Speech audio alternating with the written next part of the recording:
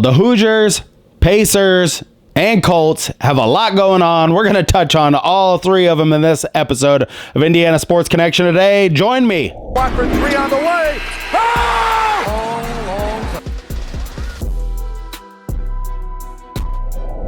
Hello, guys, and welcome to this episode of Indiana Sports Connection. So it's a great time to be a sports fan in Indiana. The Indy 500, I'm not a big time racing fan, but the Indy 500 coming up, everybody talks about that in Indiana. I've been a few times. You know, I don't drink anymore, so, I mean, the thought of going down there to that Coke parking lot and, you know, drinking beer through a funnel for 12 hours, like, doesn't really appeal to me the way it used to. I know everybody's going to have a great time down there. We got the Pacers in the playoffs. That has a lot of good vibes to the whole state of Indiana, and I've really enjoyed watching them through the playoffs, and I think they are going to win this game tonight.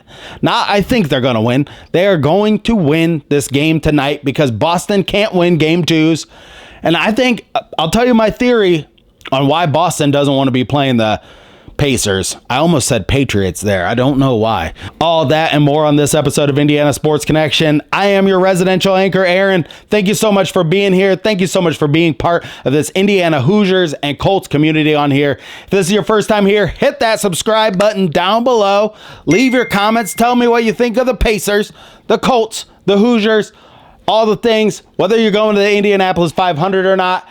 Tell me about all that in the comment section down below. I have a giveaway at 1,000 subscribers, and I cannot thank all of you enough for subscribing to this channel. To get it to 1,000 subscribers, it has really means the world to me, of the people that are watching and all the people that comment and the people that watch every day. I did start a new job. You can check out, I did start a different channel called Preferred Car Guy, and I'm still working on this channel.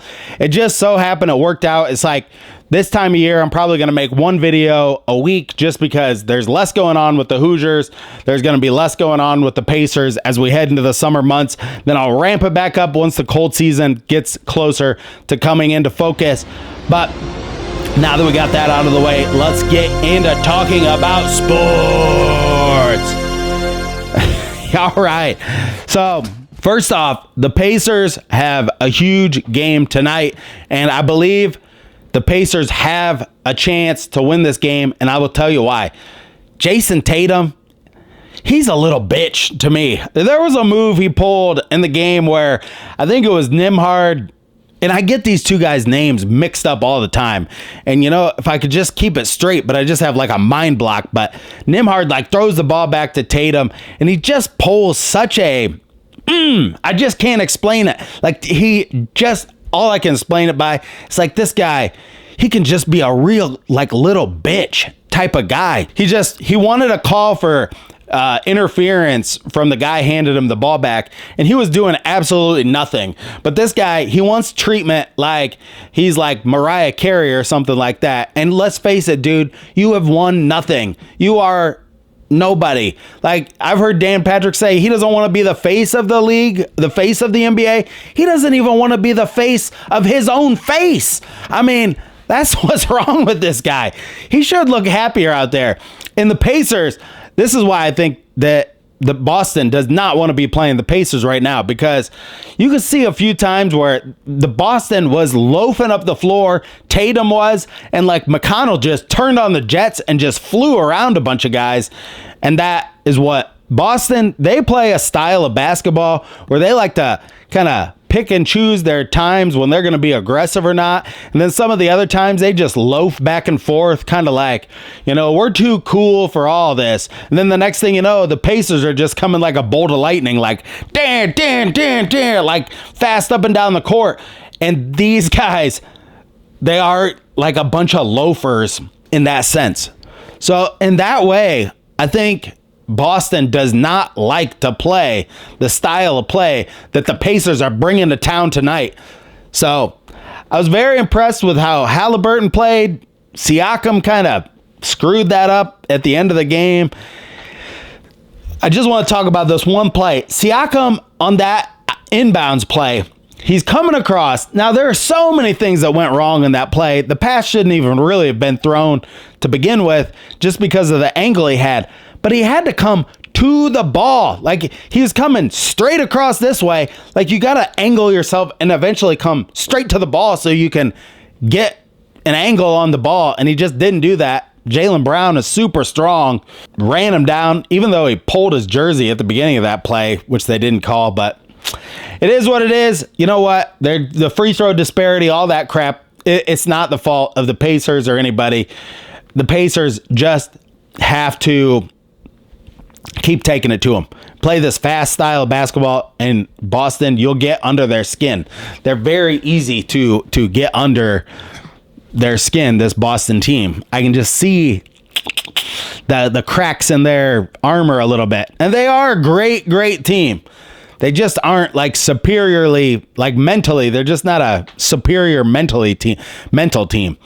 All right, so let's move on and talk a little bit about the Hoosiers. The Hoosiers got a new player, 6'10", shooter. Less than I really want to talk about him. I want to like break down the top 5 players on the Hoosiers right now, and I'm just doing this off the top of my head, but I put a lot of thought into what guys were going to be on the list. Coming in at number 1 on my list, the most important player on this Hoosier team and the best player on this Hoosier team, Mackenzie Mbako, has the most potential of anybody.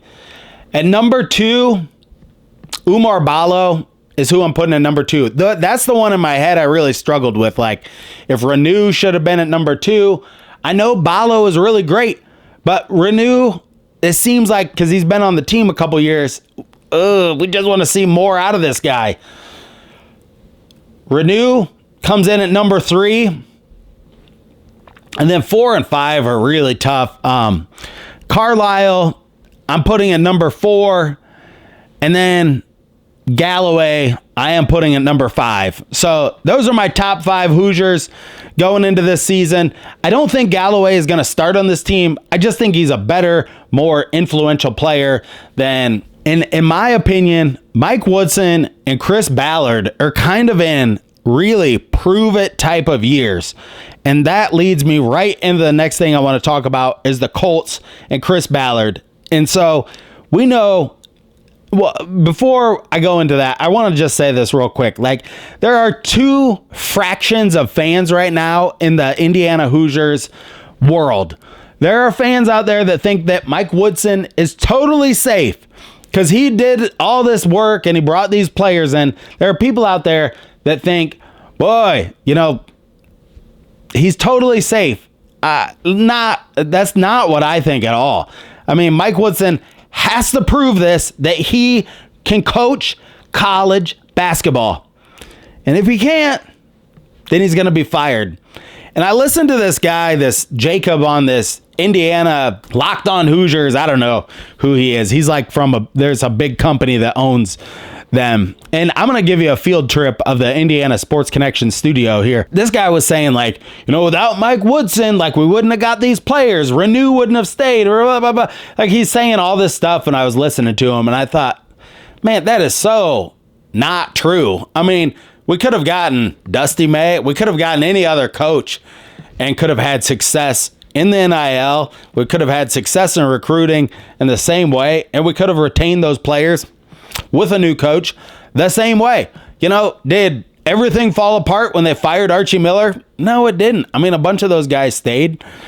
It was what it was. The same thing would have happened. I just thought that was worth it because I turn him on occasionally. I'll listen to some of them. Sometimes he's got good points, but I just really disagreed with that because I do not think that it was all Mike Woodson's doing that, like, kept everybody here and played all the players, blah, blah, blah. This is not your father's college basketball. These guys are making big time money to be at Indiana and to play basketball at Indiana. That's where I think people are. Yes, does the coach have to bring them in from the transfer? Yes, they do. But a lot of what they want to know what number they're going to get paid. That's what they want to know. So, and then let's transition and talk about the Colts, because this whole season, I mean, all I've really thought about, the Colts could be absolutely fantastic. Anthony Richardson looks like an absolute world beater in these practices, in these OTAs and everything like that. The guy's like throwing the ball 60 yards, just like flat footed, and throwing the ball like 80 yards when he like really he's put some beef on.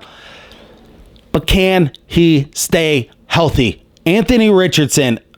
And I'm thinking of all these scenarios in my head. What if he gets hurt week 4? What if he got hurt week 8?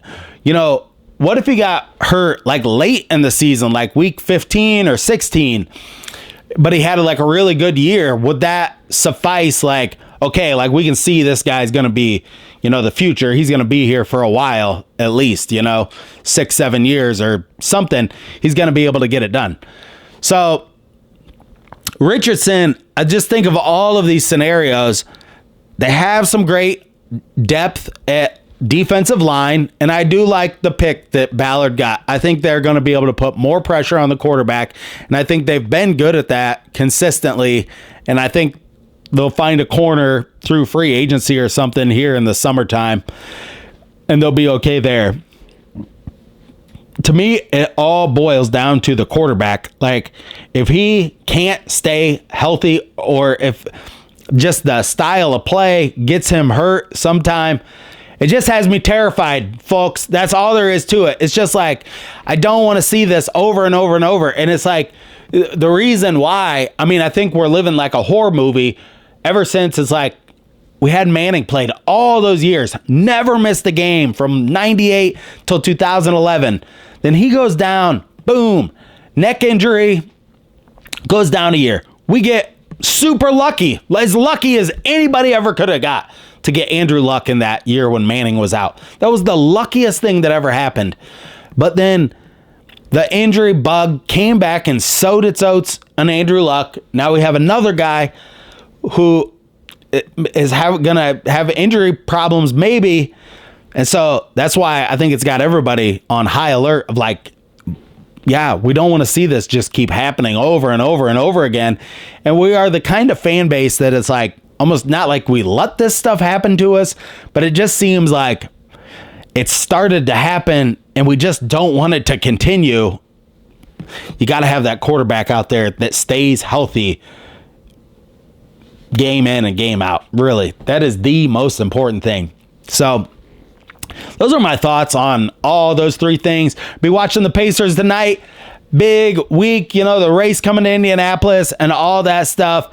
But let's do a quick show you around where I really sit in this room. I want to show you. And this room is an absolute mess. So this is just like my spare bedroom. I use this TV over here as a monitor sometimes where I'll put notes on there.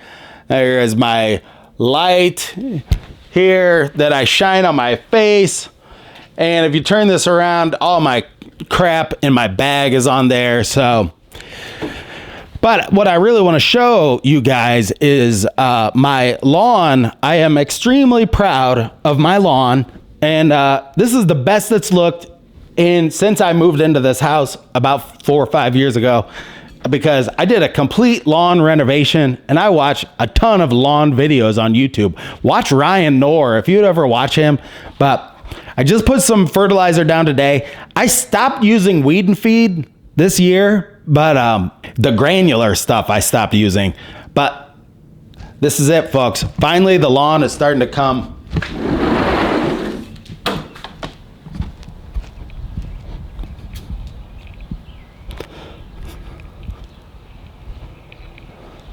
Well, there you go. It finally is something I am proud of. So thank you so much for joining me on this episode of Indiana Sports Connection. Until next time, stay classy out there, Hoosier fans. Eastbound and down, loaded up and trucking. Are we going to do what they say can be done? These days, I think cybersecurity is now as important as physical security. That's why when I'm online, I use NordVPN. NordVPN uses next generation encryption to keep my passwords and data safe, which is especially important when I'm traveling and I'm on public Wi-Fi, which is more vulnerable to hacking. I'm sure a lot of you are going to be traveling for the holidays this summer. Use NordVPN, one account that will protect all your devices and computers. And with their 30-day money-back guarantee, you have nothing to lose.